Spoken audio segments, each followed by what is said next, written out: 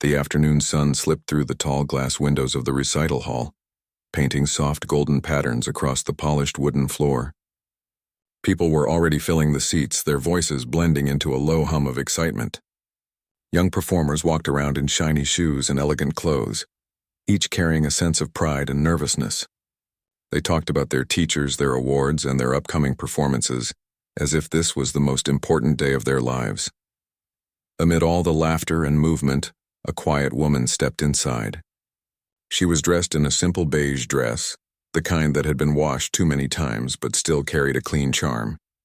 Her hair was neatly tied back, and in her hand she carried a slightly worn-out folder. She looked around with gentle eyes, unsure where to go, then slowly made her way to an empty seat near the back. No one noticed her arrival. The ushers were too busy guiding parents to their reserved seats, and the young pianists were too caught up in their conversations. When she sat down, she placed the folder carefully on her lap and looked around. Her eyes softened as she watched the children tuning their skills on invisible keyboards with their fingers, their faces full of dreams and confidence. The air was thick with competition, but she didn't seem part of it. She wasn't here to compete, at least not in the same way as the others. Her purpose was quieter, more personal. Yet as her name appeared on the list pinned beside the stage, a few people nearby began to whisper. "Who is she?" one young man murmured. "I've never heard of her before." "She must be one of those last-minute entries," another replied with a faint laugh. "Maybe she teaches at a local school or something." The woman didn't look at them, though she could hear every word. Instead, she opened her folder and ran her fingers over the sheet music. The pages were old and slightly yellowed, the ink faint in places, but she handled them with care, as if they were precious memories rather than paper. The recital began. One by one, students walked up to the grand piano on stage. The sound of classical pieces filled the hall, some fast and showy, others slow and emotional. Parents clapped proudly, teachers nodded approvingly, and the maestro sitting at the judges' table made occasional notes in his book. From her seat, the woman listened carefully to every performance. She smiled softly after each one, even when others didn't. There was something genuine about the way she watched them, as if she could feel the beauty behind each note, no matter how imperfect. But as the performances went on, she could also feel the quiet weight in her chest grow heavier. The closer her turn came, the more aware she became of how out of place she seemed. She wasn't wearing expensive perfume or sparkling jewelry. Her shoes were plain, her posture humble. She didn't carry the air of someone who had trained under famous teachers or performed in big halls.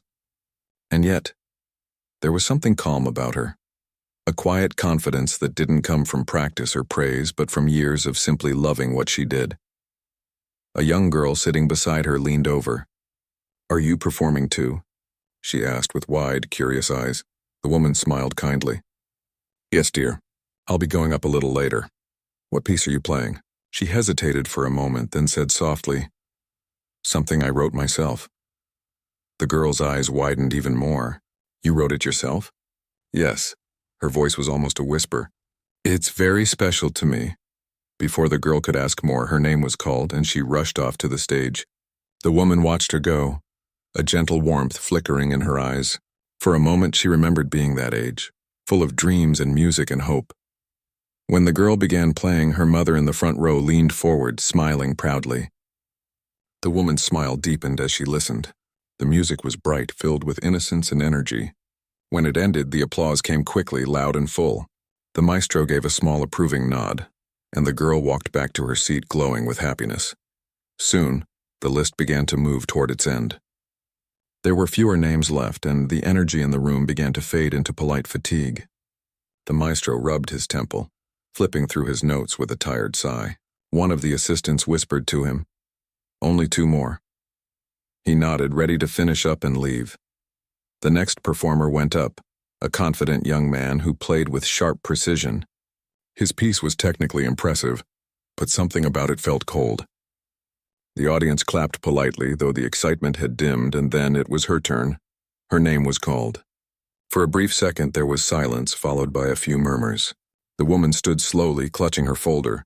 She walked toward the stage with calm steps. The sound of her shoes against the wooden floor was the only thing the hall could hear. Some people looked up out of curiosity, Others barely noticed. The maestro didn't look up at all. She reached the piano, placed her folder down, and adjusted the seat. For a moment, she simply sat there, her hands resting on her knees. She could feel her heart beating faster. Her eyes scanned the keys, smooth and shining under the soft stage lights. It had been years since she'd sat before such a fine instrument. From the audience, someone whispered, "She looks nervous." Another voice replied, probably one of those who just wanted to try. She heard them, but she didn't let it touch her heart. She closed her eyes and took a deep breath.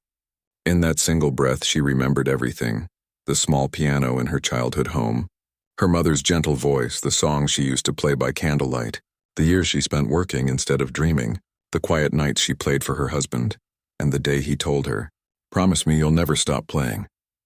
When she opened her eyes again, they were soft but steady. She lifted her hands and let her fingers rest gently on the keys. The hall fell quiet, expectant but indifferent. No one knew that this was more than a performance for her. It was a promise fulfilled. But before the first note, she looked up and gave a small, grateful smile, not to anyone in particular, just to the moment itself. Then she began. The first few notes were soft, uncertain, like a whisper in a large room. The sound was gentle, almost fragile, and a few people leaned forward without realizing it. There was something different in her touch, not the crisp perfection of practice, but the warmth of emotion. Every note carried a heartbeat. Every pause felt like a breath. The music grew slowly, as if it was finding its voice. Her fingers moved with grace that came not from speed, but from sincerity. The melody she played had no grand flourishes, no showy runs. It was simple, but deeply human. It spoke of love, of loss, of quiet strength.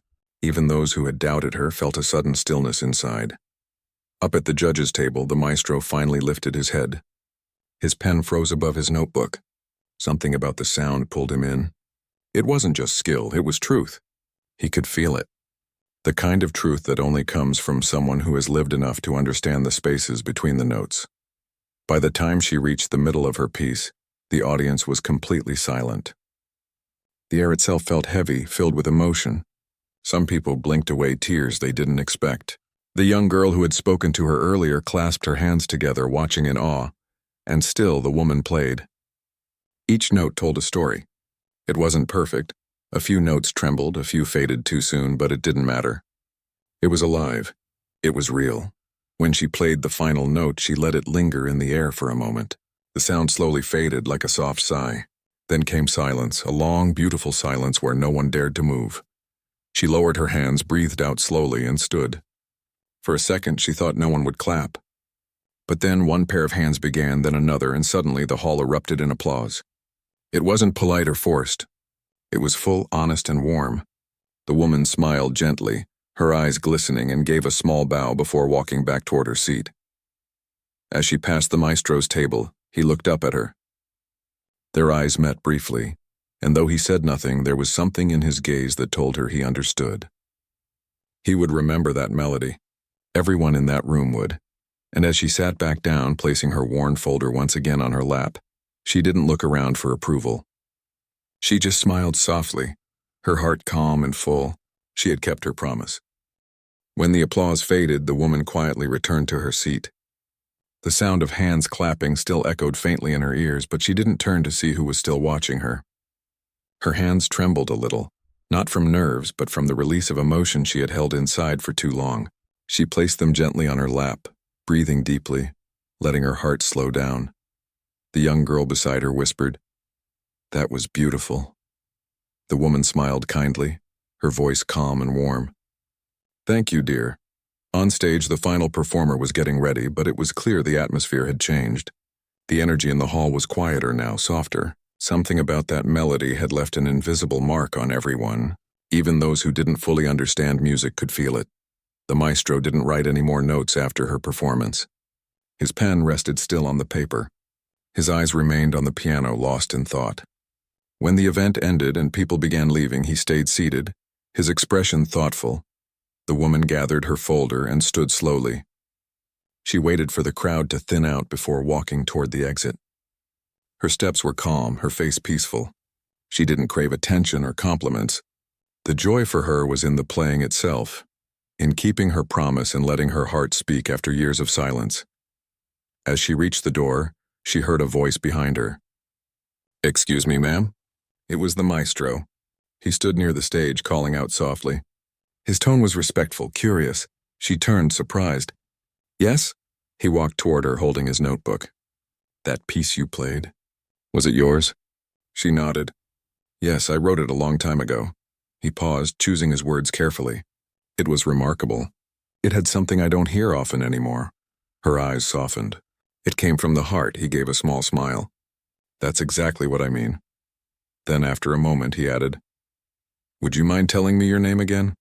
I want to make sure I remember it." She gave it quietly, and he wrote it down in his notebook as if it was something worth keeping. Then he said, "Thank you for sharing that with us today." "It was a gift." She simply nodded and said, "Thank you for listening."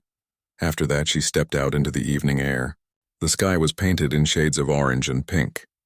The street outside was peaceful, with only a few cars passing by.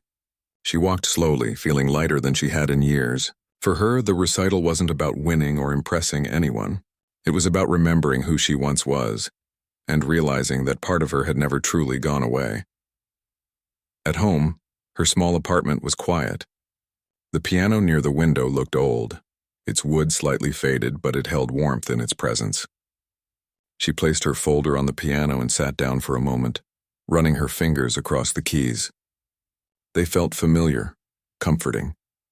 She thought about the faces she saw that day, the young performers, the maestro, the curious child beside her.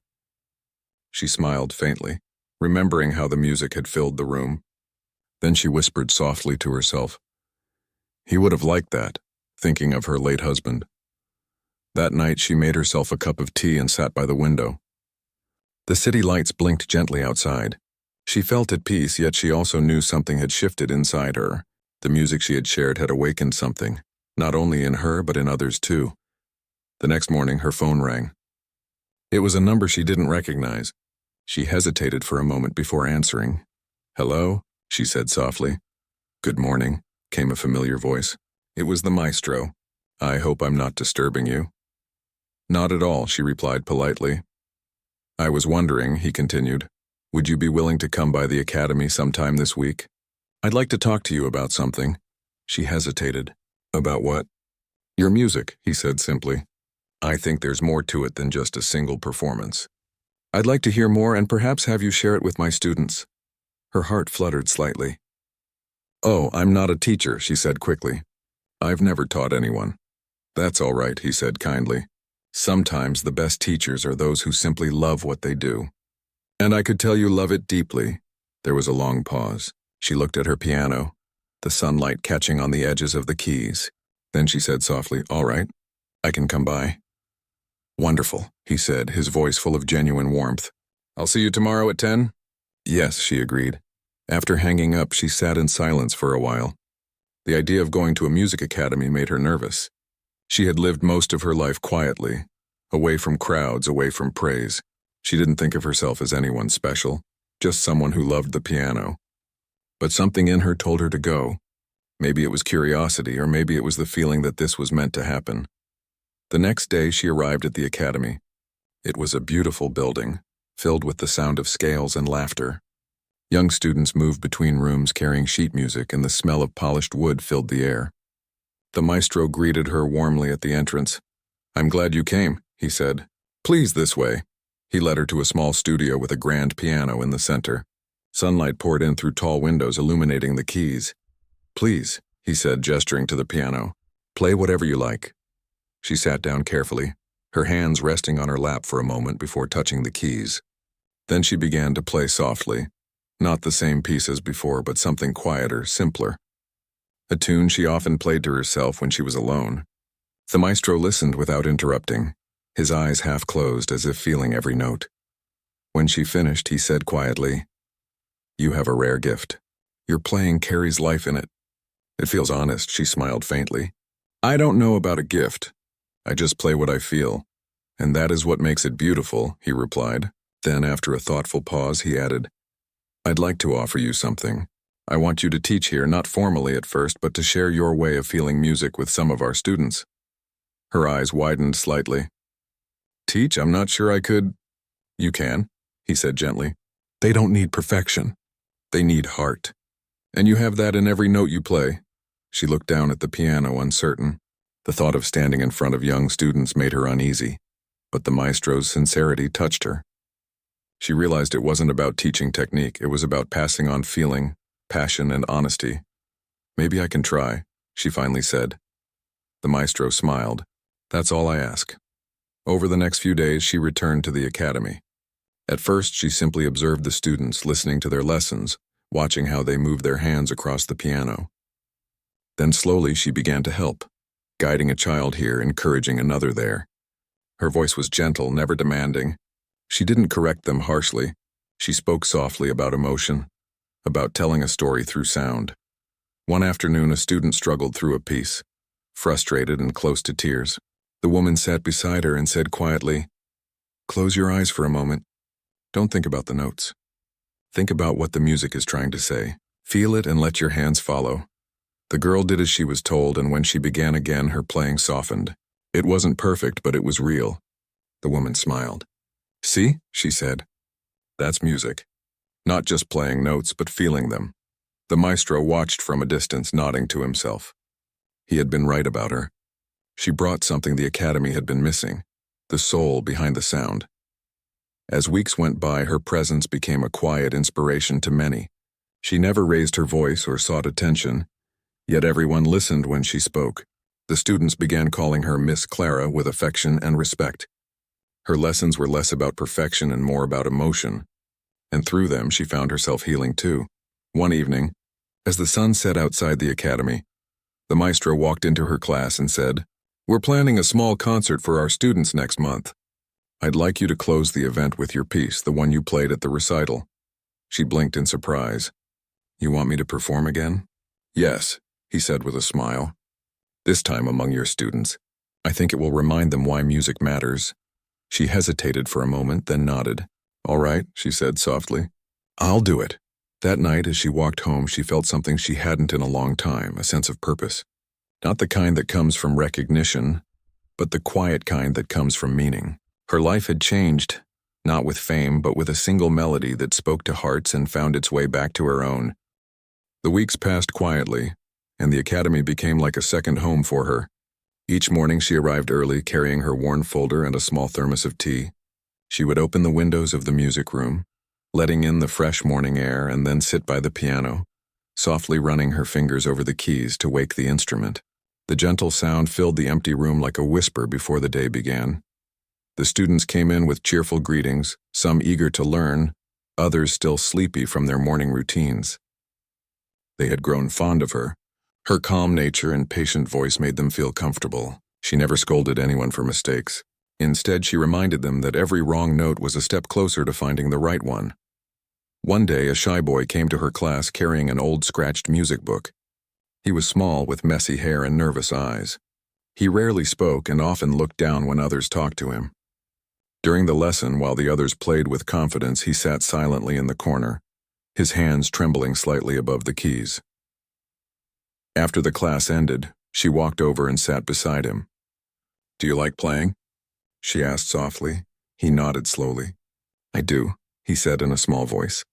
"But I'm not good. My fingers don't move fast like the others." She smiled gently. "Fast fingers don't always make good music," she said. "Sometimes slow fingers make the kind of music that stays in people's hearts."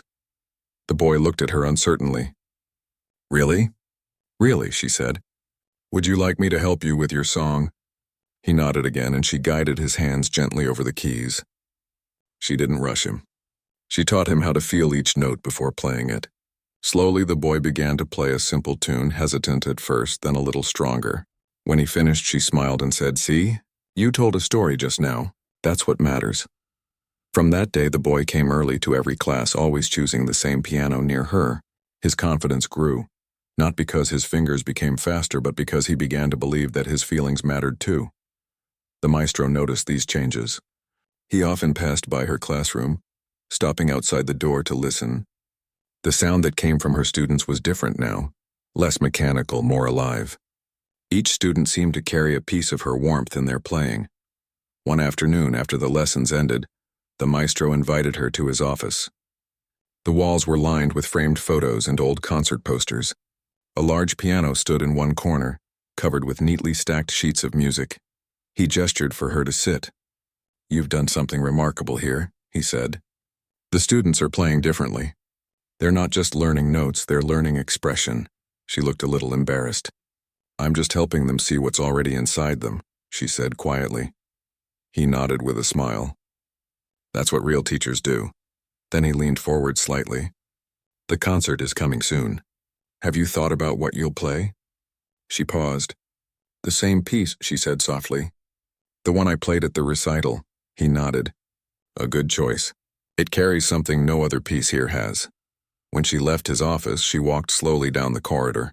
The walls echoed faintly with the sound of students practicing in other rooms. As she listened, she thought about the upcoming concert. She hadn't performed twice in public since her youth. The thought made her nervous but also excited. It wasn't about being seen, it was about sharing something real. That evening, when she returned home, she sat by her window and looked at the fading light. Her small apartment felt quiet, but it was a comforting kind of quiet.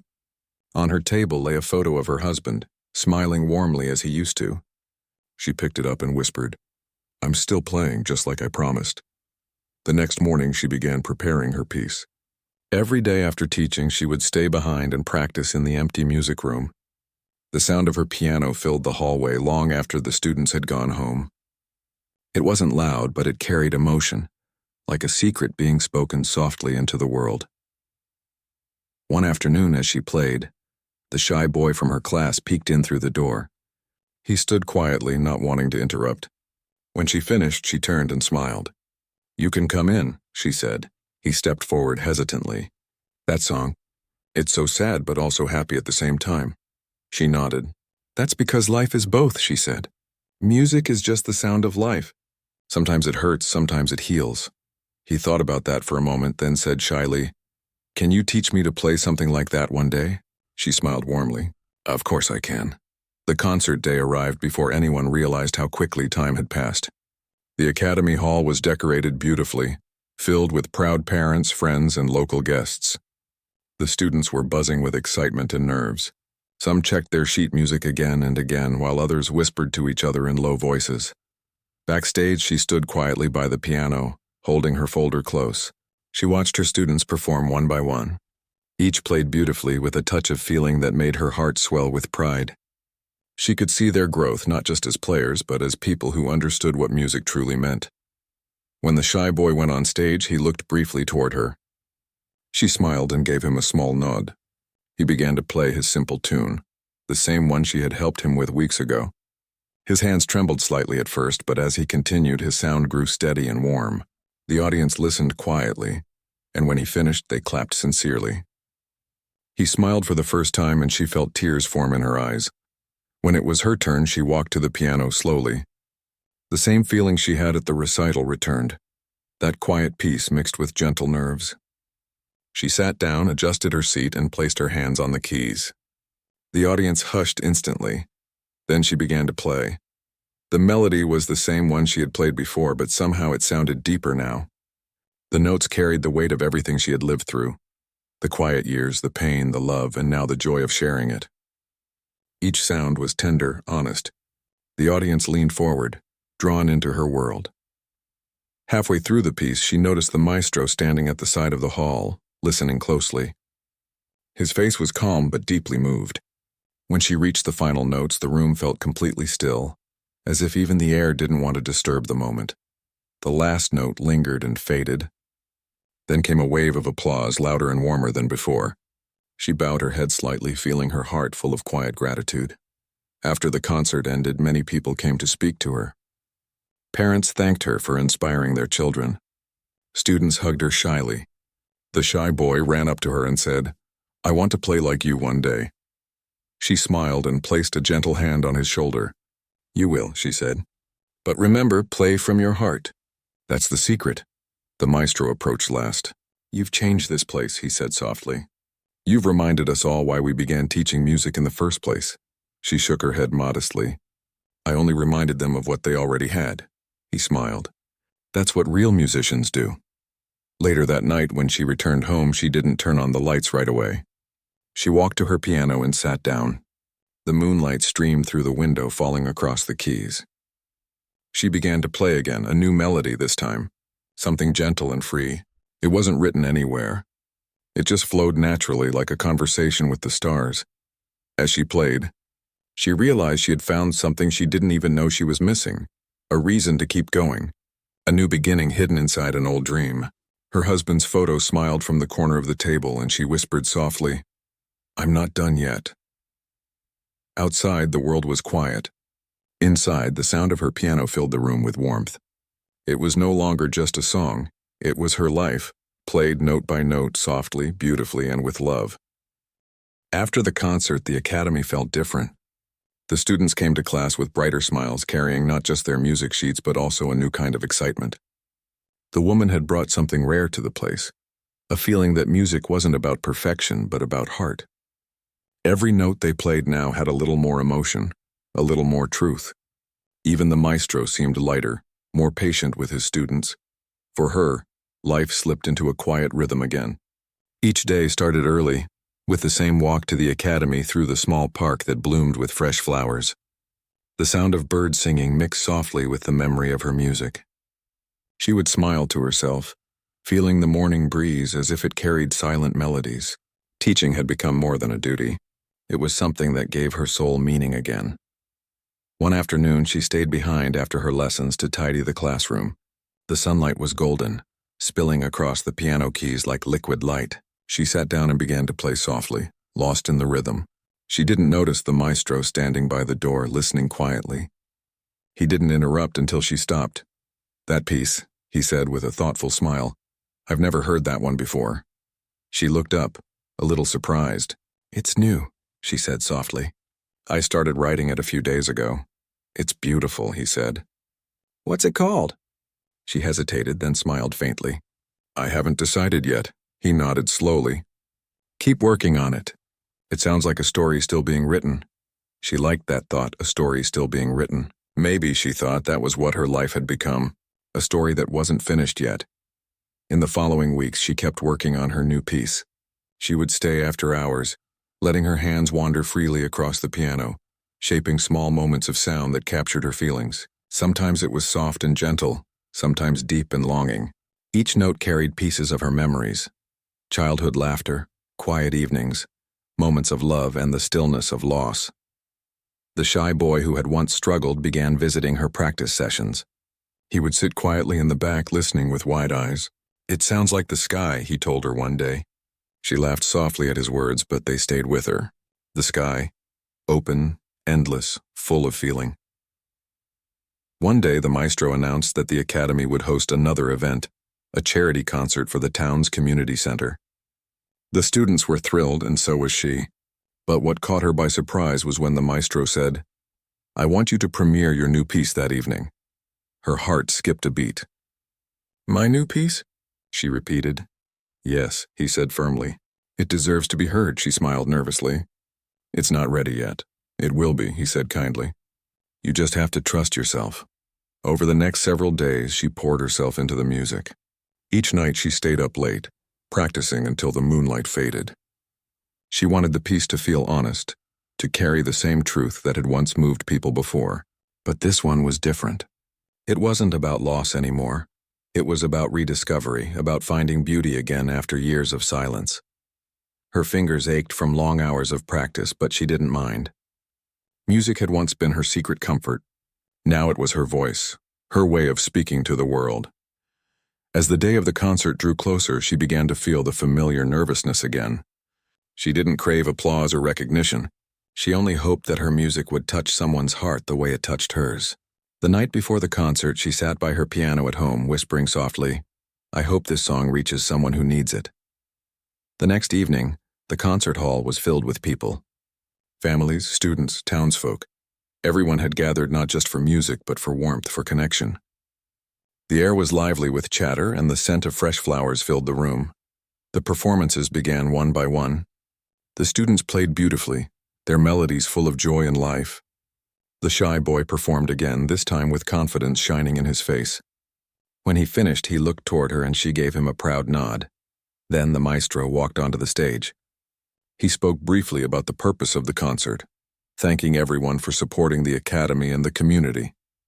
Finally, he said, "And now to close this evening, we have someone very special, a woman whose music has reminded us all why we love what we do."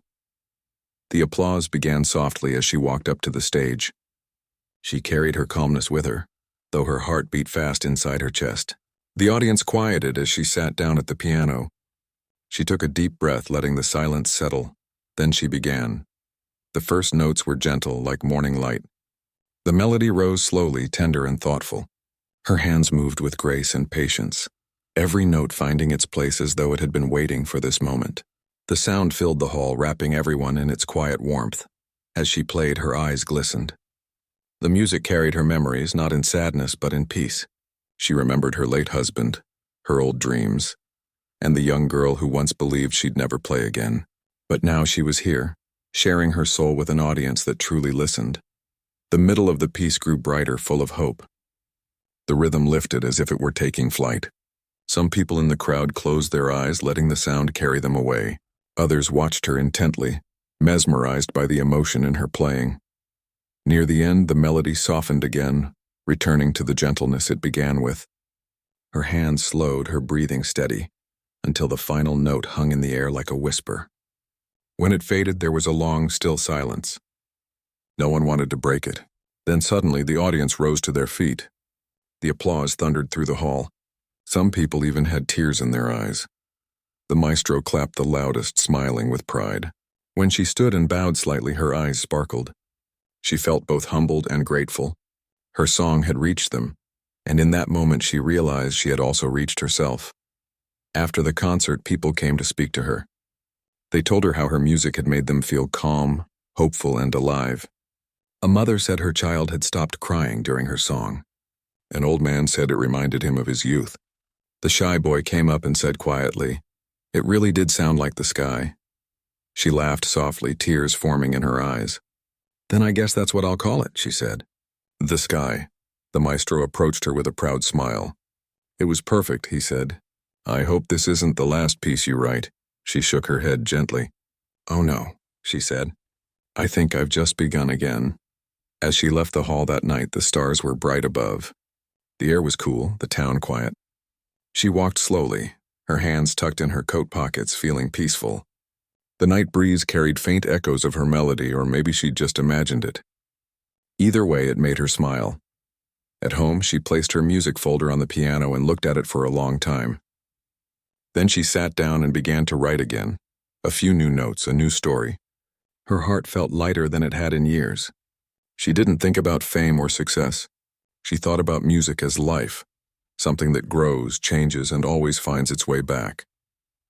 In the days that followed, she continued teaching at the academy. The students loved hearing her new melodies. Sometimes she let them add small ideas to her pieces, turning her work into a shared creation. The maestro often joked, "You're not just teaching music, you're teaching kindness." And maybe he was right. Because for her, music wasn't only about sound, it was about connection. About finding yourself in others and letting others find themselves in you. One late afternoon, as she finished a lesson, the shy boy lingered behind. "Miss," he said quietly, "when I grow up, I want to write songs like you." She smiled warmly and placed her hand gently on his shoulder. "Then promise me one thing," she said. "Never stop playing, even when life gets hard, because the world always needs more music." He nodded seriously, and she could see the spark in his eyes, the same spark she once had. Watching him leave, she realized that maybe her journey had come full circle. Once she had been the one learning, dreaming, hoping. Now she was the one inspiring others to do the same. As the sun set behind the academy that evening, she sat alone by the piano, her hands resting quietly on the keys. She didn't play right away. Instead, she looked out the window, watching the golden light fade into twilight. Then softly she began to play again, a few new notes, tender and full of promise. The melody was simple, but it carried the sound of peace, of gratitude, and of life continuing beautifully, one note at a time. The weeks after the concert brought a gentle change to her life. People in town began to recognize her when she walked through the marketplace or stopped by the bakery. They didn't treat her like a celebrity, but with quiet admiration. the kind that comes from respect. Many would smile and say, "That song of yours still plays in my head," or, "I listen to the recording every evening, it brings peace."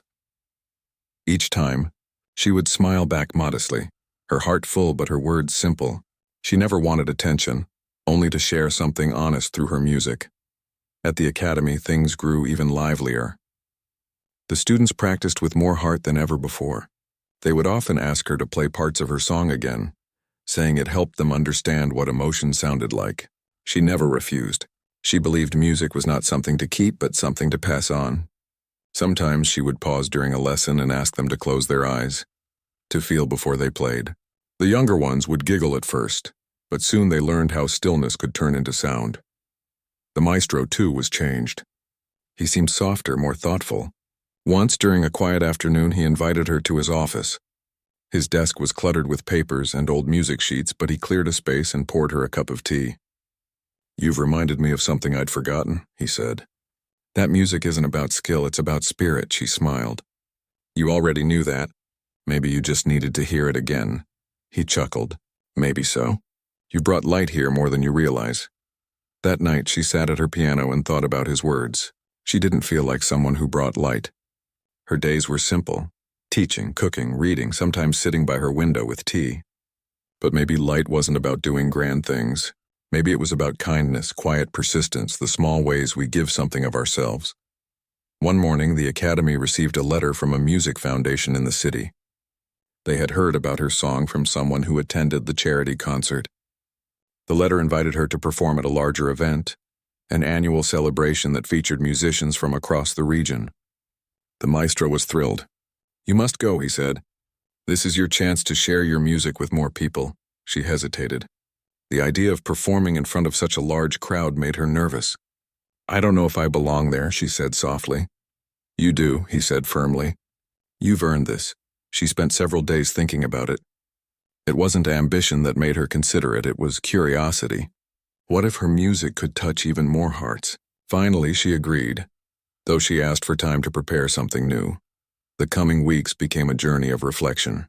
Every evening she sat at her piano, letting her hands find melodies that felt like memories. She didn't want to repeat herself. She wanted to grow. The new piece that began to take shape was gentler, quieter, yet filled with strength. It was a song about renewal, about finding peace after long storms. As she worked, she often thought of her late husband. She could still hear his laughter in the echoes of the house, still see his smile in her mind. When she played, she felt as if he were listening. Sometimes she whispered to him, "You'd laugh if you saw me now, wouldn't you?" On a big stage of all places.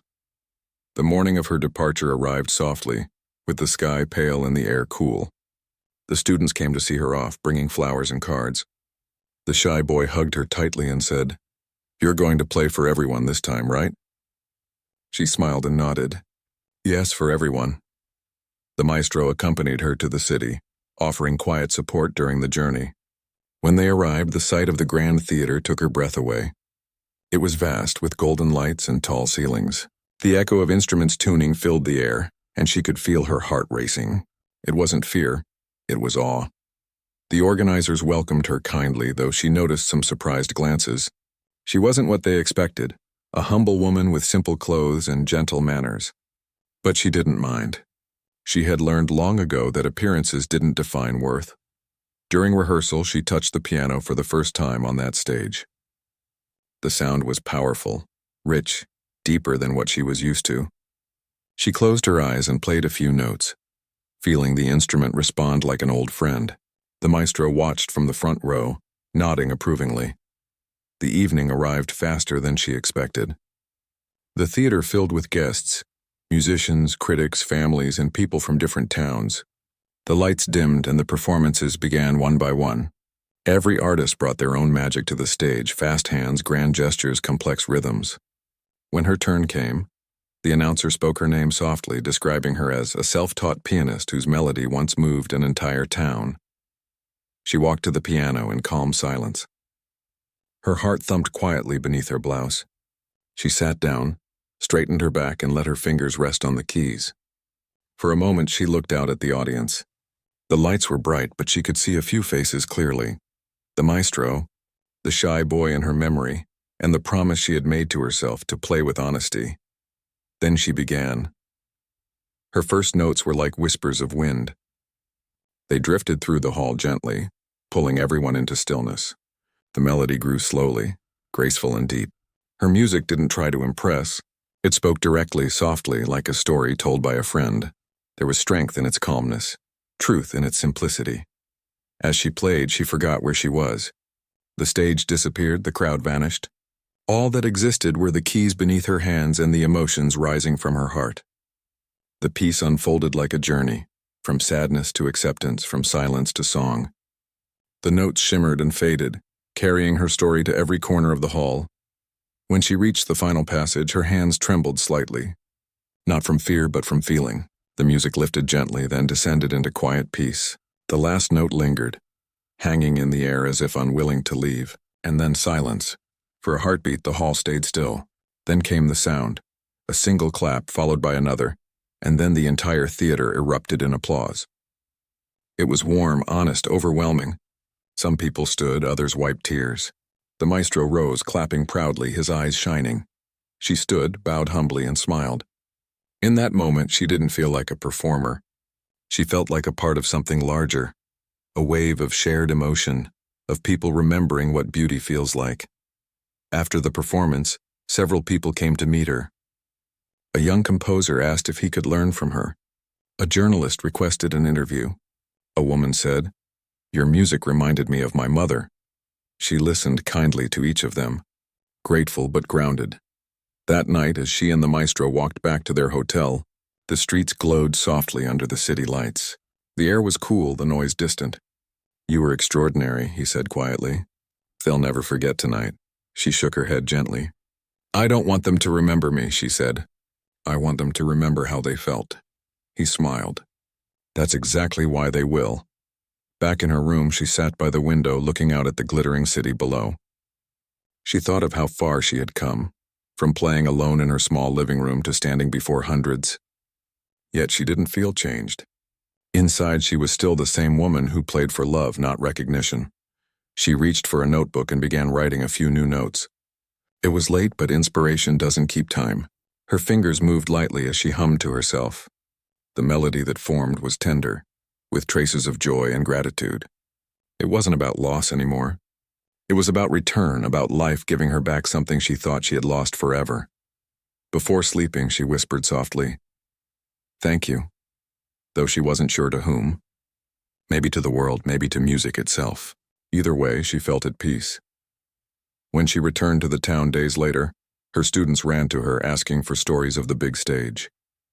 She laughed, telling them how bright the lights were and how nervous she had been. The shy boy asked, "Were you scared?" She smiled and said, "A little. But sometimes fear just means you care deeply." The maestro told everyone how proud he was.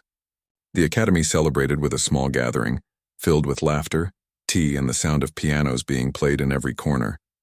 Someone suggested naming a room after her, but she refused. "Name it after all of us," she said. "We make music together." That night, when she walked home through the quiet streets, she carried no trophies or medals, only the feeling that she had done something meaningful. She had touched lives, inspired hope, and found peace. The moon hung above her, bright and soft, and as she looked up, she thought she could almost hear her song drifting in the night air, gentle, timeless, and free. The months after her city performance passed softly, like pages of a peaceful book. Life returned to its gentle rhythm. The morning walks through the park, the soft chatter of students at the academy, the smell of coffee drifting from the small cafe down the street. Yet something inside her had shifted. She felt lighter, freer, as if a part of her had finally come home. Her song, "The Sky," had found its way far beyond what she ever imagined. Someone had recorded it during her performance, and soon it spread quietly across towns. People listened to it late at night or in the calm of early morning. Letters began arriving at the academy, handwritten notes from strangers thanking her for her music. One said, "Your melody helped me find peace after losing someone I loved." Another read, "It made me feel like I was standing under an open sky again." She would read each one carefully, sometimes with tears in her eyes, and tuck them into a small wooden box she kept by her piano. But despite all the attention, she remained the same, Fame didn't interest her. What she loved most were her simple days, the laughter of her students, the sound of rain against the windows, the way music seemed to live quietly in the corners of her life. The shy boy who had once been nervous on stage had grown braver. He played with emotion now, his small hands full of confidence. One afternoon, after finishing his lesson, he said, "I want to write my own song." She smiled and replied, "Then start with your heart. Don't worry about what sounds perfect. Just write what feels true." He nodded seriously, his eyes shining with the same spark she once had as a young girl. The maestro, too, often visited her classroom. Sometimes he would just stand in the doorway, listening to her teach. One day he said, "You've changed this place more than you know. The students believe in themselves now." "That's because of you." She shook her head gently. "It's not me," she said. "It's the music. It reminds them that they're more than they think." Spring came early that year. The town blossomed with color, flowers in every window, laughter in the streets, and birdsong floating through the mornings. The academy decided to host another recital, not for competition this time, but to celebrate growth, kindness, and the joy of music. The students prepared with excitement, and the woman watched them with quiet pride. A few days before the recital, the maestro handed her a letter. It was from the same music foundation that had invited her to the city. They were planning an international event in the capital and wanted her to compose the opening piece. She read the letter twice, then looked up with disbelief. "They want me to write for others to play?" she asked. "Yes," the maestro said. "They want your heart in their music." She laughed softly. "I don't even know what to say." "Say yes," he replied with a grin. "You've earned this." That night she sat at her piano for hours, lost in thought. The candle flickered beside her, and outside the wind whispered softly against the window.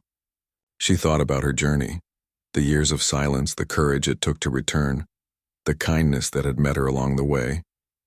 She began to write. The notes came slowly at first, then more freely. The melody she shaped was gentle but strong, like the memory of sunlight after rain. It wasn't meant to be sad or grand. It was about gratitude for life, for second chances, for every person who had believed in her when she barely believed in herself. As she wrote, she felt the same warmth she had the night she played the sky. It was the feeling of truth, the kind that doesn't fade. When the recital day arrived, the small hall was filled with families, friends, and townsfolk. The shy boy played first, performing his very own song. It was a little rough around the edges, but his heart was in every note. When he finished, the applause filled the room. The woman smiled so wide that her eyes glistened. She knew this was what music was meant for, to carry forward. Later, the maestro insisted she play something too. She hesitated, laughing quietly, but the audience clapped and urged her on. Finally, she sat at the piano, brushing her hands gently across the keys. "This one," she said softly, "is called Home." The hall grew still as she began to play. The melody was tender, flowing like a stream. It carried echoes of her earlier songs, but with something new, a sense of peace, of coming full circle. The notes shimmered, filling the room with warmth. Some people closed their eyes, others smiled through quiet tears. Even the maestro seemed moved, his hands clasped tightly in front of him. When she played the final chord, the silence that followed felt sacred. Then came the applause, long and full of love. The shy boy was the first to rush forward, hugging her tightly. "That was beautiful," he said. "It sounded like everything." She laughed softly. "Maybe it was," she replied. As the crowd began to leave, the maestro came to her side. "You've given this town something it will never forget," he said. "Music like yours doesn't fade. It becomes part of people." She looked around at the smiling faces, the students laughing, the parents holding their children close. "Then I think I've already received my greatest reward," she said. Over the next few months, she continued working on her new composition for the Capital event. The piece grew slowly, each section shaped by reflection and gratitude. When she finally finished, she named it The Light Within. She sent the sheet music to the foundation, expecting nothing more than polite thanks. But a few weeks later, she received another letter. The foundation wanted her to attend the event as a guest of honor. "Your music," they wrote, "has touched more lives than you may ever know." When she read those words, she felt something deep inside, a quiet joy, not from pride, but from the knowledge that her years of patience and kindness had reached far beyond her own world. On the night of the event, she sat in the front row as a full orchestra performed her piece for the first time. The sound was vast, rising and falling like the ocean. She closed her eyes and let the music wash over her. It was strange to hear her own melody played by others, but it was beautiful too. It no longer belonged just to her. It belonged to everyone. When the final notes faded, the audience rose to their feet. She felt tears on her cheeks, but they weren't of sadness. They were of fulfillment. She had lived a full life, not one of fame or fortune, but one of meaning. After the event, people came to her again, thanking her, asking about her life, her inspirations. She smiled and answered simply, "I just play what I feel. That's all I've ever done." When she returned home, the town greeted her warmly as if welcoming back a dear friend. The students decorated her classroom with flowers, and the maestro gave her a small plaque that read, "To the woman who taught us that music comes from the heart." She laughed and said, "You didn't have to do that." But he only smiled and said, "We did." In the years that followed, she continued teaching, though at a slower pace. She spent more time in her garden, more time watching sunsets, and more time simply listening to the world, to people, to silence.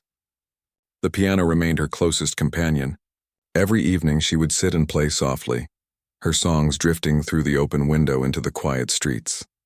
The shy boy grew older, eventually leaving for the city to study music. Before he left, he visited her one last time. "You've given me everything," he said. "If I ever become a real musician, it will be because of you." She smiled and placed her hand gently over his. "You already are," she said. "Just never forget why you started." Years later, her name would be remembered not just as a pianist, but as a teacher, a friend, and a woman who proved that beauty doesn't need to shout. Her melodies would continue to be played at local concerts, at schools, at small family gatherings, and each time someone played one of her songs, it carried a bit of her spirit, a reminder that kindness, humility, and passion can turn even the simplest life into a masterpiece. And in the small house at the end of the lane, the piano still stood by the window. Sometimes on quiet nights when the moon shone softly through the glass, a faint tune could be heard, delicate, gentle, filled with warmth.